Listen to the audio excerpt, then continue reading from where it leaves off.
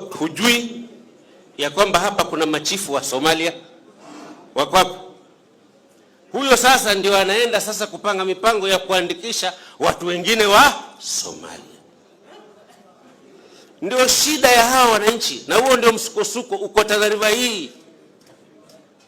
Msukosuko wa ardhi ni hiyo, msukosuko wa usalama ni hiyo, na haisemwi hapa. Maombi yangu, na tulikuwa tumeomba sote kama viongozi, zile location zote ambazo ziko kwa faili ya huyu tulisema zifutiliwe mbali. Rais amekubali watu wapewe vitambulisho bila kufanywa vetting. Alitangazia kule Northeastern, mimi nimefanya kazi huko. Watu wengi ambao wanatafuta vitambulisho Northeastern ni wa Somali, kutoka Somalia. Na wao wanakuja hata vetting committee wanaipatia pesa, alafu wanapewa vitambulisho. Sasa hiyo committee imetolewa na hakuna alternative. Hello ladies and gentlemen, welcome back to the backstory. If you're new here, kindly hit the subscribe button and the notification bell down below so that you can be notified whenever we post a new video. Now ladies and gentlemen, there's a video that I've just played about where Tana River Governor Godana was talking about issues of fake locations being created in Tana River, issues of having fake chiefs, and then guys are issued with fake identity cards. I don't know what the reason for creating these fake locations, fake chiefs and fake IDs is all about, but if it's true, then it could be for political reasons. That was just a snippet. I want you to now watch the whole video. Mwenye anatoka Somalia, wewe sasa unamwamrisha. Hujui ya kwamba hapa kuna machifu wa Somalia wako hapa? Huyo sasa ndio anaenda sasa kupanga mipango ya kuandikisha watu wengine wa Somalia. Ndio shida ya hawa wananchi, na huo ndio msukosuko uko Tana River hii. Msukosuko wa ardhi ni hiyo, msukosuko wa usalama ni hiyo, na haisemwi hapa. Maombi yangu, na tulikuwa tumeomba sote kama viongozi, zile location zote ambazo ziko kwa faili ya huyu tulisema zifutiliwe mbali hizo location. Hao machifu bandia wafutiliwe mbali. Vitambulisho feki walivyopewa ichunguzwe, vifutiliwe mbali, na wao wapeleke kwa refugee camp. Wapeleke kwa refugee camp. Tunaelewa Somalia iko na msukosuko. Ni ndugu zetu wale watu wa Somalia, hatutaki sisi wapate shida. Laiti mimi ningekuwa na uwezo ya kwenda kuweka amani kule ningeiweka, lakini tunajua wewe unajaribu, mawaziri wetu wamejaribu. Umie sisi tunawapenda, lakini hiyo sio njia ya kuimport insecurity from Somalia kuileta ta. Mheshimiwa, wewe ni waziri, futa. Kwa sababu sisi viongozi tushakubaliana. Kama unaona kama pengine hujaelewa zaidi swala hili, tuite sisi tena, tuite wazee hapa, tutakuja kukuambia huyu tunamjua, si Mkenya. Niseme nisiseme? Waziri, unawasikia hawa? So ladies and gentlemen, the background to this is that when President William Ruto went to Northeastern, he made an order that Kenyans should not go through rigorous screening when it comes to acquisition of ID, and guys from Northeastern were going to be allowed to not to go through that rigorous process.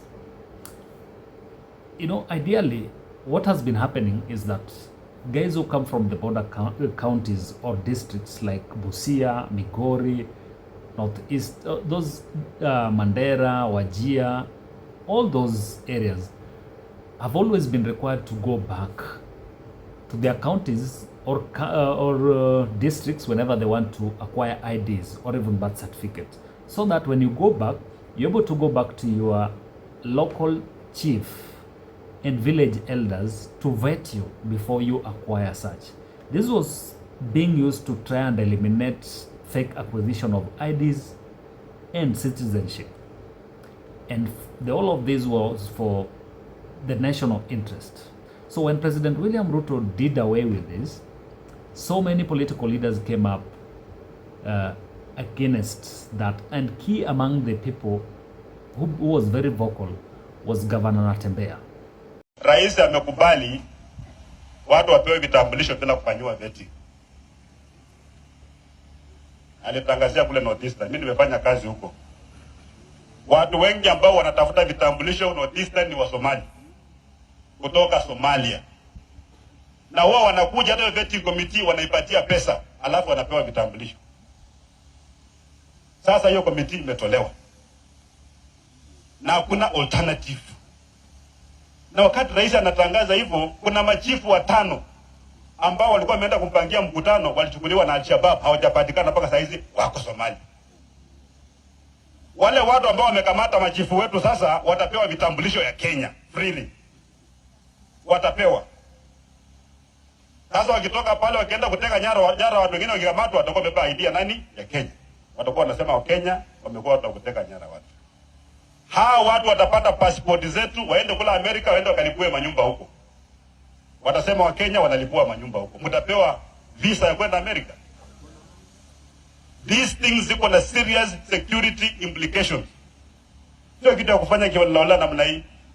Itafika mahali hawa watu watakuja kwa wingi, hata MCA atachaguliwa, hata MP atachaguliwa, hata governor atachaguliwa, hata msukuchua president atachaguliwa na atakuwa mgeni, atakuwa Mkenya. Wengine wataingia kwa jeshi, wataingia kwa polisi. Itafika mahali escort commander wa president mwenyewe atakuwa mgeni, hatakuwa Mkenya. Saa hizi mataifa inaangalia mipaka. Ukienda Amerika, taifa kubwa linazuia watu kuingia kwenye taifa lake. Wanazuia. Itakuwaje a small undeveloped primitive country inafungura mpaka namna hii ili watu wakuje bila wanataka? Tutakuwa na nchi wapi?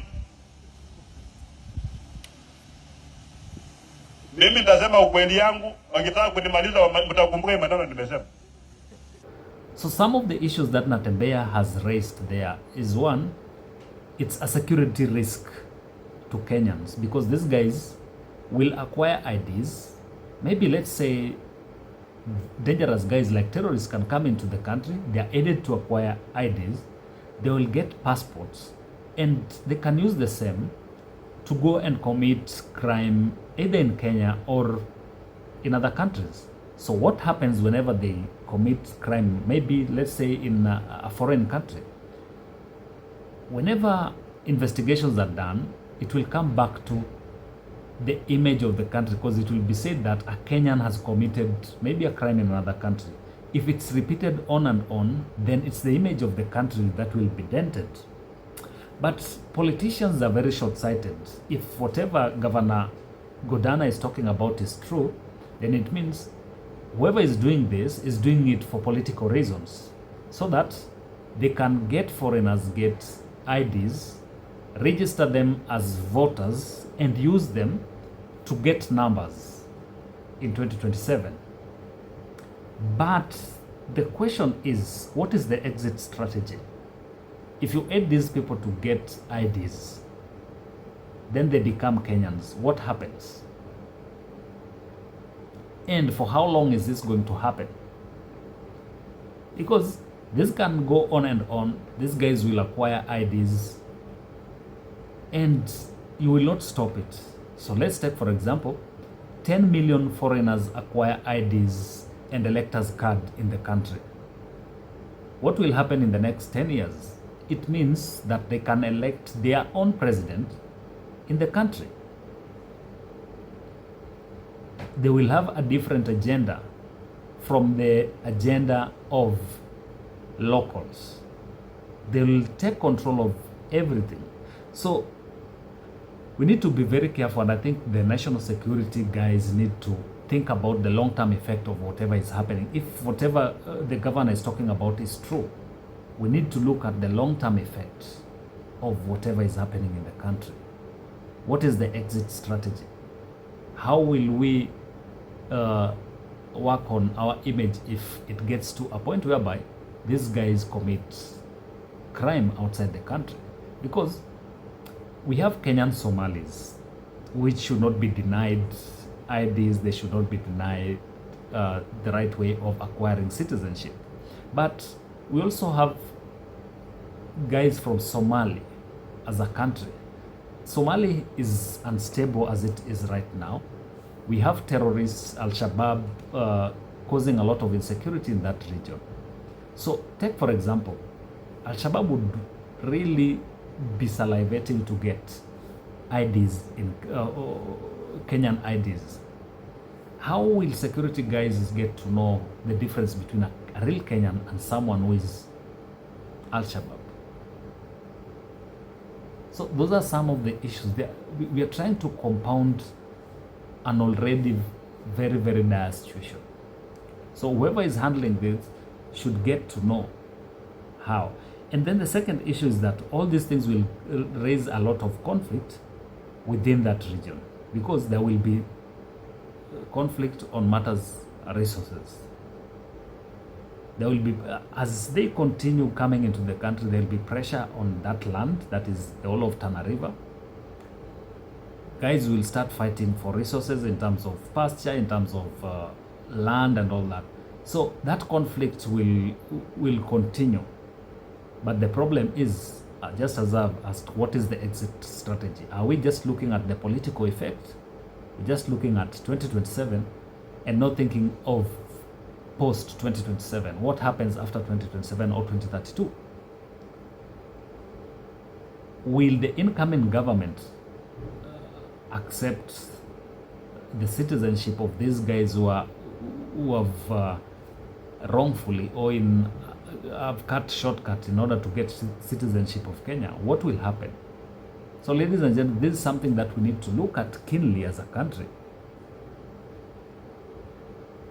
Anyway, we'll keep monitoring and we'll see what happens at the end of it, and we'll keep you updated.